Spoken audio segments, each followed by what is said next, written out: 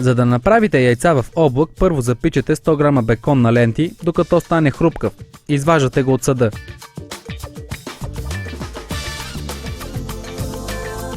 После разбивате белтъците от 4 яйца на сняг с щипка сол.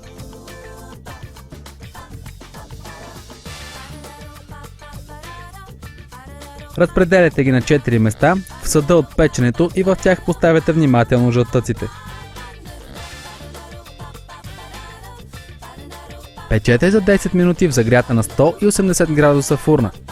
През това време запичате в тостер 4 филии хляб и ги намазвате с 40 грама масло.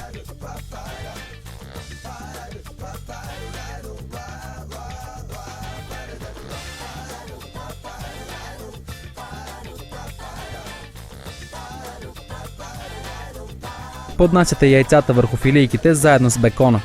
Тези продукти ще ви стигнат за 4 порции.